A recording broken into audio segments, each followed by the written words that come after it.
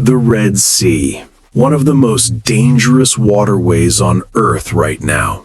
Houthi rebels have turned it into a shooting gallery, firing missiles at anything that moves. Commercial ships, military vessels, even aircraft. They thought they were untouchable. They were wrong. On this particular day, the U.S. Navy fighter jet was conducting a routine patrol, protecting shipping lanes, monitoring threats, standard mission over hostile territory. But what happened next was anything but standard. The Houthis decided to take a shot, a very big shot. A surface-to-air missile launched from the Yemeni coast, streaking upward at incredible speed, heading directly toward the American aircraft. The pilot had seconds to react, seconds to live or die, and in those seconds, everything changed. For the Houthis especially. This is the story of what happens when you try to shoot down an American fighter jet. Spoiler alert, it doesn't end well for the shooter. It never does, because the US military doesn't just defend, they respond hard, fast, and with overwhelming force. The pilot was flying an FA-18 Super Hornet, one of the most capable fighter jets ever built, launched from the USS Dwight D. Eisenhower, part of a carrier strike group that had been operating in the region for months, watching, waiting, ready.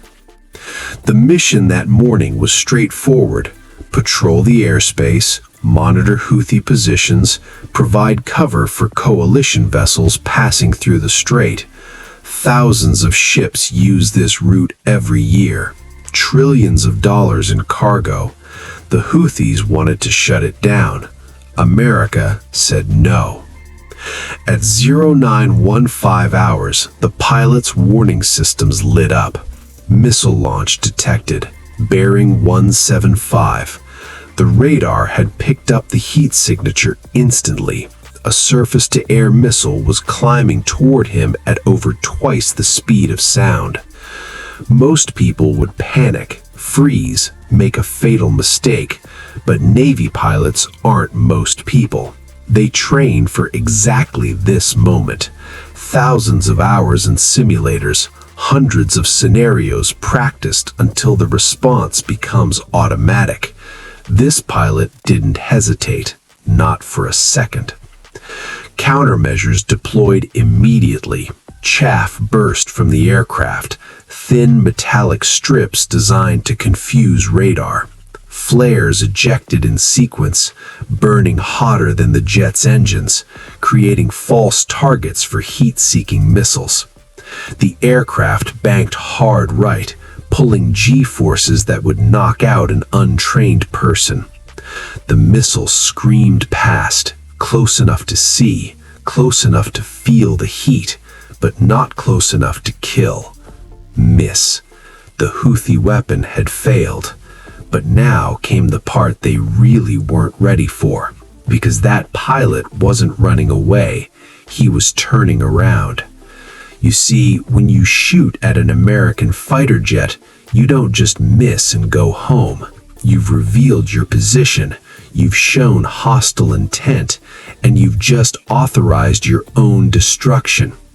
The rules of engagement are clear. Fire at us, we fire back. Simple. The pilot keyed his radio. Calm voice, professional tone, like he was ordering coffee, not calling in a strike. Viper 1 to strike. I've been engaged. Surface-to-air launch from grid reference 77 Delta, requesting weapons free. The response came instantly. Weapons free.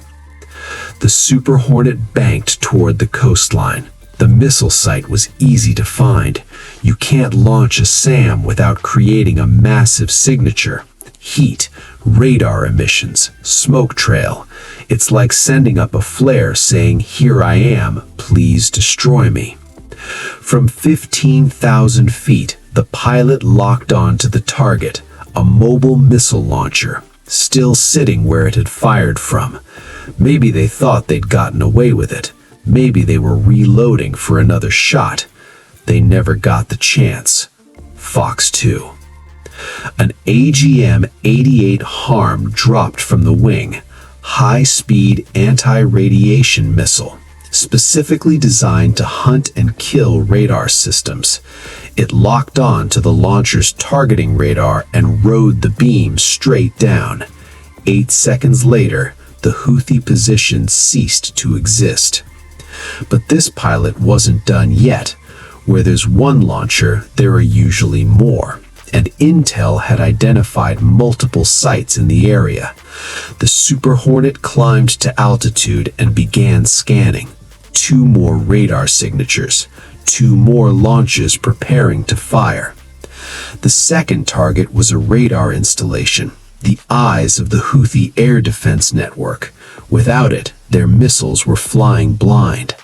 The pilot selected an AGM-65 Maverick, laser-guided, pinpoint accurate. The weapon found its mark with surgical precision. Another explosion, another target eliminated. Meanwhile, back on the Eisenhower, things were moving fast. The carrier had launched 2 more jets as backup. Destroyers in the strike group were tracking additional threats. The entire military machine was spinning up. One Houthi missile had awakened a sleeping giant. The third launcher tried to fire before it could be destroyed. Another SAM climbed toward the American aircraft, but this pilot had already proven he could handle that. Same maneuvers, same countermeasures, same result. Miss. And then, same response. Another launcher destroyed. In less than 30 minutes, the Houthis had lost 3 air defense positions, millions of dollars in equipment, and probably a dozen trained operators, all because they decided to take a shot at the wrong target. It was a lesson, delivered in fire and steel. The pilot turned back toward the carrier. Mission complete.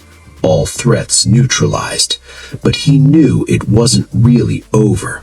The Houthis would try again. They always did. And when they did, another pilot would be ready to deliver another lesson.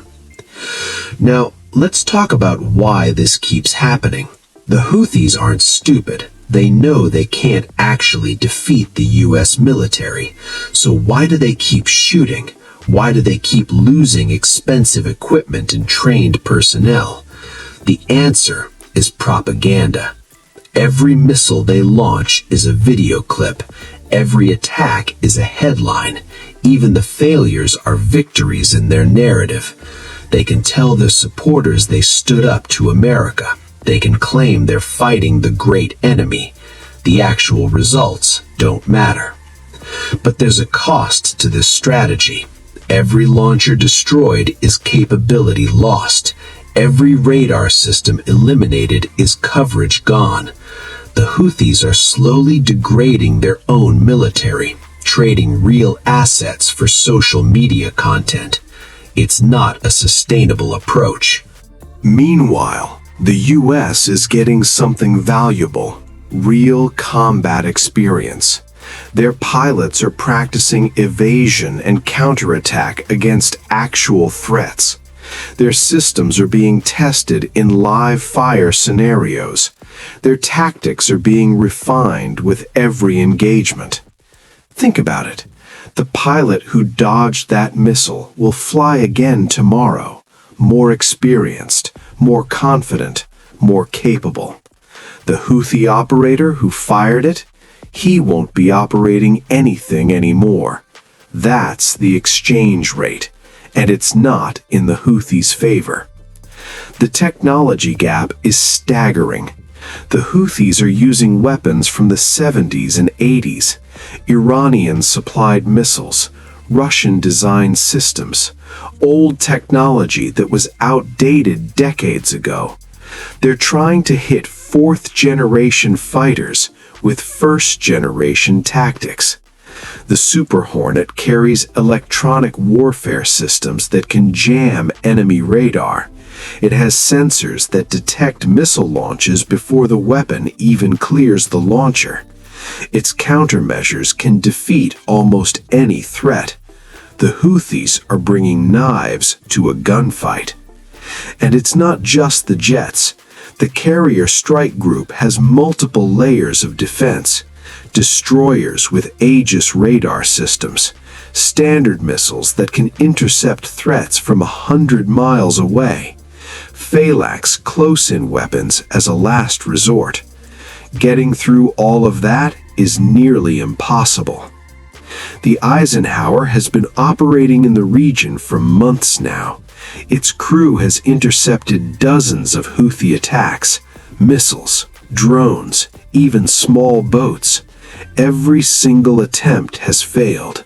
Not one has gotten through. That's not luck. That's overwhelming capability. But the threat isn't going away. The Houthis receive support from Iran, weapons, training, intelligence. As long as that pipeline continues, they'll keep shooting, and the U.S. will keep responding. It's a cycle that shows no signs of stopping. The human cost is real too. Not for the Americans. They haven't lost a single aircraft or ship to Houthi attacks, but the strikes back have degraded rebel capabilities significantly. Estimates suggest 40% of their offensive capacity has been destroyed in recent months. What does that mean for the region? The Red Sea is slowly becoming safer. Commercial shipping is resuming normal routes. Insurance costs are starting to drop. The Houthi blockade is failing. Their strategy of disruption is being systematically dismantled. And the pilots making it happen? They're the best in the world, trained at facilities that cost billions, flying aircraft that represent decades of research, executing missions with precision that seems almost impossible. They make it look easy. It's not. That pilot who dodged the missile and destroyed 3 targets, he landed back on the carrier like it was another day at the office, debriefed with his squadron, reviewed gun camera footage, identified what worked and what could be improved, professional to the core. His commanding officer praised his composure, staying calm under fire, making the right decisions in split seconds. That's what separates good pilots from great ones. That's what years of training produces. That's what the Houthis are up against. The message to other hostile forces is clear. You can try to shoot at American aircraft. You might even get a missile off the rail, but you won't succeed. And the response will be swift and devastating. Is it worth it? History says no. Every nation that has challenged American air power has learned the same lesson. From the skies over Iraq, to the mountains of Afghanistan, to the waters of the Red Sea. The result is always the same. American aircraft survive, enemy positions don't. But this isn't about aggression, it's about protection. Those jets are there to keep shipping lanes open, to protect commercial vessels from piracy, to ensure the global economy keeps moving. The Houthis are trying to hold the world hostage. America is saying no. The sailors and airmen of the Eisenhower Strike Group are away from home for months at a time, missing birthdays, missing holidays, living in cramped quarters on a floating city, all so that cargo ships can pass safely, all so that oil keeps flowing. They don't ask for glory. They don't seek attention. They just do their jobs, day after day, mission after mission, knowing that each flight could be their last, and they do it anyway. That's service. That's dedication. That's the American military. So the next time you hear about a Houthi attack being intercepted, remember what happened. Remember that a pilot somewhere risked their life. Remember that they succeeded. Remember that the threat was eliminated. And remember that they'll be back up tomorrow, ready to do it again. If this story showed you what our pilots face every day, hit that like button. Subscribe for more real military encounters, the battles that don't make headlines but absolutely matter, the sacrifices that keep the world moving. Drop a comment below. What would you do if a missile was headed toward you? Could you stay calm? Could you fight back? These pilots can. That's what makes them heroes, even if they'd never call themselves that. Until next time, stay informed, stay grateful, and remember, somewhere over the Red Sea right now, an American pilot is on patrol, watching, protecting, ready. Shooting at them isn't brave, it's just a mistake, a very big mistake.